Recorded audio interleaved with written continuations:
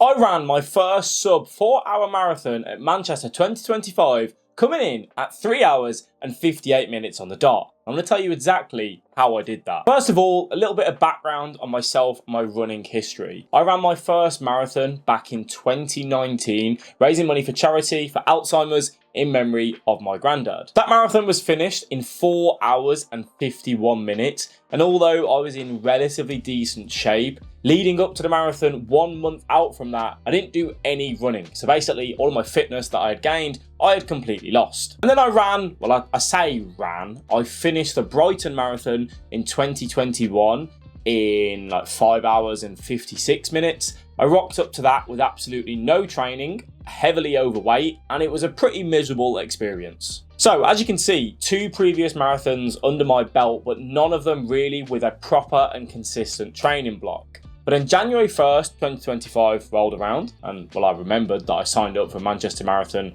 back in 2024 and wanted to take this one a little bit more serious. I decided to get to work. I set out with my first original goal of doing this marathon in 4 hours and 30 minutes. That would be a personal best for myself. So I went and found a free plan online from Ben Parks, running YouTuber. You probably know him, absolute legend. Thank you to him for that, first of all, and just went and followed that to the T. But the real issue here for me was that I was 107 kilograms on January the 1st, that's heavy for me. I have been 116 kilograms at my heaviest. I put on a lot of weight over the recent years. So I was trying to balance essentially wanting to lose weight, but also training for a marathon, which don't really go hand in hand. So the way I was going to approach this was obviously trying to fuel my body as best as I could.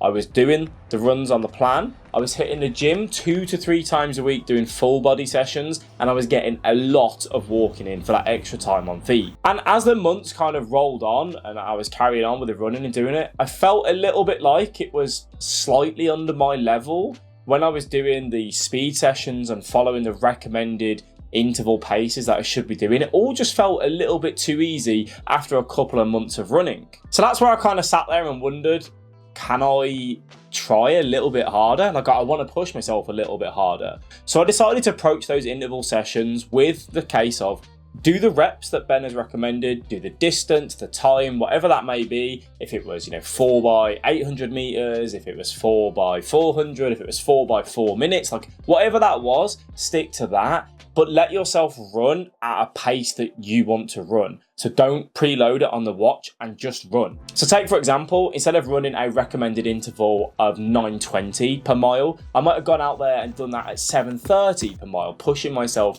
that little bit more. And that gave me a lot of confidence. And as I got closer and closer to April 27th and that marathon approaching, I had lost a lot of weight, and running in comparison to the start of the year, just felt so much easier because I had lost so much weight. And on my long training runs, I kind of asked the question, could I get closer to 4 hours instead of 4 hour 30?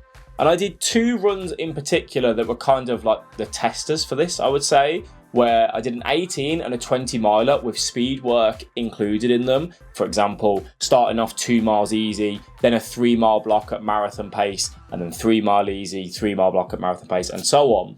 And I ran those at 8:50 per mile, those speed blocks in that long run, which is, under that 4 hour mark. And I felt good as I got to the end of that run as well. So I took that little bit of belief and I kind of looked at the data and I thought, is it possible for that sub 4 hour marathon? Can I do it? But in my peak weeks, I only hit 35 miles per week, which, yes, in comparison to 6 months ago, that's incredible. So I wasn't doing any running and I'm really proud of that.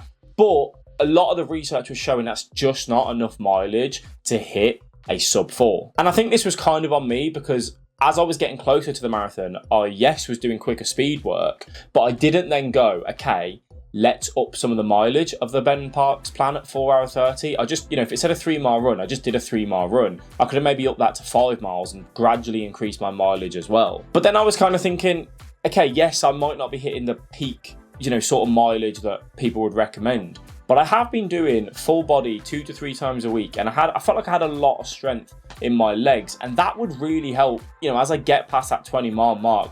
It's not like I hadn't it's not like I'd just only been running. And I wanted to use that. Maybe I was lying to myself a little bit, but I wanted to use that to kind of give me that little bit of hope and belief. But then it kind of comes to the next point of, if I was going to run that sub 4 marathon and I was going to go for it, I had to have a strategy going into that. In my previous marathons, I've kind of just rocked up and not really thought about fueling. And, you know, yes, like took jelly babies with me and stuff and a few gels, but nothing serious. So that's where, again, I did more research and I was practicing and training with the High Five gels. That's who sponsored the Adidas Manchester Marathon. And the reason for that, I thought, was if I'm used to their gels, should I drop a gel or two while I'm running, I can grab one, hopefully on course, to keep things nothing new kind of on that race day. I was then also training with the High Five carb drink that they have, which has carbs in, electrolytes, you know, and that's what I was used to. So I was hitting around 70 grams of carbs per hour, taking a gel roughly kind of every 3 miles. But then the kind of big question, you know, when I set out for that marathon on race day was, how do I pace myself? I've never really, you know, when I did that first marathon, I just went out and ran, really, not as quick as I could, but, you know, and I bonked at the half marathon mark. The one in 2021, I rocked up with no training, so that didn't really matter anyway. But this one, I was like, well, how do I pace myself to get that sub 4? Do I go out quick and, you know, tail off? Do I go out slow and do a negative split and then pick up the pace as we go? But then I heard some advice that kind of really, you know, drilled into me, I think. And that is that the marathon starts at mile 20. That is where you kind of have to get to then really dig in to that point, right? So I decided, let's go with a slower pace and gradually build up throughout the race at mile 20. And then when you get to mile 20, that's where we're going to dig deep and that's where we're going to, you know, go for that push. And to do that, I used Garmin's Pace Pro, which was incredible, because it just told me, you know, I preloaded it in. I said, this is the course, this is the elevation. I want to go slightly easier on the hills. I want to start slow. And it, you know, just did that exactly. And it just meant I could look at the watch and go, okay, this mile, I've got to do 9:10, 9:15 a mile, whatever it may be. And it really just gave me the chance to just shut off and not really think and just run and just race. But on race day, things were very different.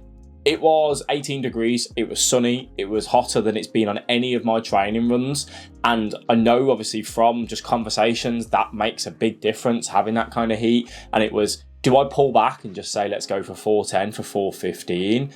And I was thinking about that, but then I was like, no, for the simple fact of, I have put in the block of my life. I've never trained as good as I have, you know, on everything up until this point. I wanted to walk away on race day as a celebration of my hard work and what I've been doing, and to say, I put everything out on that table on race day. Whether that's 4 hours, whether that's 4 hour 15, whether that's 4 hour 30, it doesn't matter, but give it all. And that's what I wanted. I went out at that sub 4 goal, but I said at mile 8, give or take, if you aren't feeling great, then that's when we would, you know, reserve it back and say, let's go for 4:15, let's go for 4:30, which I felt was, you know, 4:30 was on the real comfortable side of the goal for me. 4:15 was probably like the realistic, not realistic, but the goal I thought, yes, that, you know, will happen. 4:30 is like a definite unless I break my leg or something. And then the 4, you know, is that big push. Any of those 3 I would have been extremely happy with, but I still wanted to go out on that sub 4 kind of track,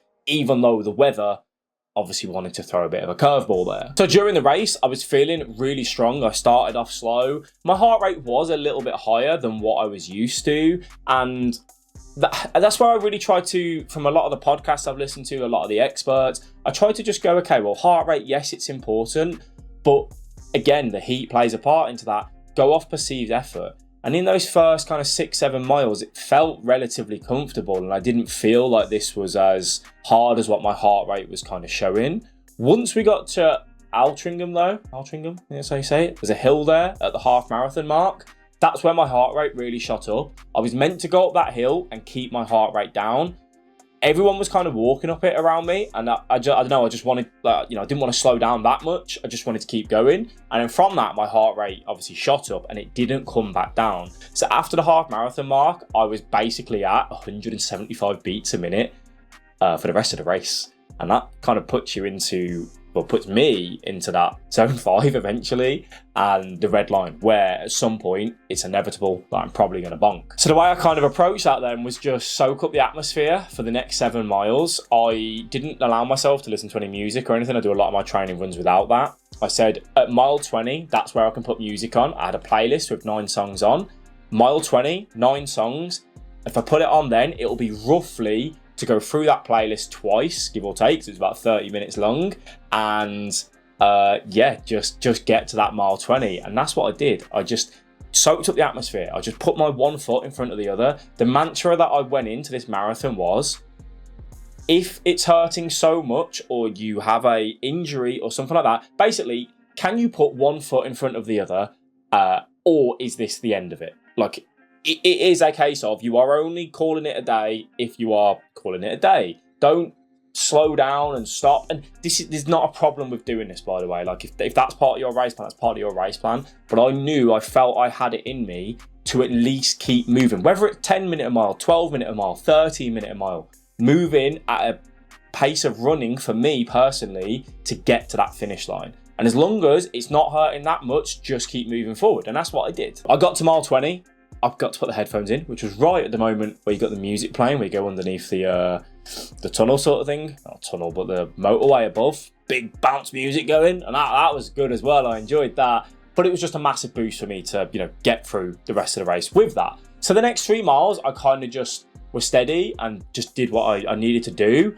But this is where I really began to doubt myself. Mile 23, my heart rate was so high, I looked at it and I was like, this is not good. When's it going to happen where I just can't keep this up and kind of fall off? And I looked at my Pace Pro and it said I had about a minute of a buffer. I was going to come in at 3 hours and 59 minutes and 0 seconds. I had a minute to play with, which was good. And I had 1 park run essentially left to go. So I decided to turn the watch face off and not have the watch face there. And that was a big move. And it was a big move for the simple fact of it gave me the opportunity to shut myself up, shut my brain off, enjoy the atmosphere, enjoy the music, and just run that final 5k. And if it was going to be, and it was going to be under 4, it was going to be under 4. And that's great. If it wasn't, that's fine. But just go. Don't look at the heart rate. Don't get yourself worked up on that. Just keep running, keep going, and just give it your all. And that's essentially what I did. And I came home on that finish line at 3 hours and 58 minutes and 0 seconds on the dot, as we said. And I can't really begin to explain the feeling of what it meant. Like, it wasn't the time that mattered. It was the fact that I've committed the last 16 weeks since January 1st to myself, crossing that finish line, giving all my effort. Doesn't matter about the time that I did it in, was what I wanted to achieve. Walking away on that day knowing I gave it everything. Yes, obviously the times were a big added bonus, and I'm not lying. Like, at the end of the day, if you are a runner, you have those goals for a reason. You want to hit them. But it was just the fact that I did that, and that's what I was proud of. I gave it my all. The weight loss, going from 107 kilograms down to 89 kilograms at the minute, and still more to go, possibly. The commitment to myself, putting myself kind of not first. I don't think that's like right in the sense of like in everything that I do, but like prioritizing my health, my mental health, my exercising, my family, everything like that over, let's say, let's just have a 2-3 hour gaming session instead, And there's nothing wrong with that. Like, in balance, that's absolutely fine. But for me, I was so overweight and so unhealthy. Again, some of you may know I had a son born back in January 2024, and that's kind of where it first kind of sparked the idea of you are not in a healthy state and you need to do better. And obviously, come January 2025, it took me a little bit of time to really make that decision. I've made that decision and I'm feeling so much better for it. So that's kind of my race recap. That is how I ran a sub 4 hour marathon. I don't know what's next in terms of marathon goals or whatnot. I have races booked in. I'm very, very grateful to my wife for just being so supportive, whether it's coming out with me on walks to keep time on feet, whether it's having the little one while I go out on a long run, just obviously all the sacrifices that, again, anyone who runs knows that, loved ones do make for us to be able to go and do that. So I'm very grateful to her. Shout out to my brother, Adam, as well, who during that Maranea kind of moment, the last week or two before the marathon was there, lots of messaging, lots of panic, lots of can I do it, can't I do it? And he was there supportive of me all the way. So thank you so much to him. And a shout out to my friends as well, Rob, who drove me up to Manchester, Chris, who hosted us for the night as well, and then Aubrey, who came and supported. Those three absolutely just made that weekend so much better. So thank you to each and every one of them, and to just anyone else who has just supported, all my family throughout this whole block. I'm very, very grateful. And yeah, let's move on to the next one.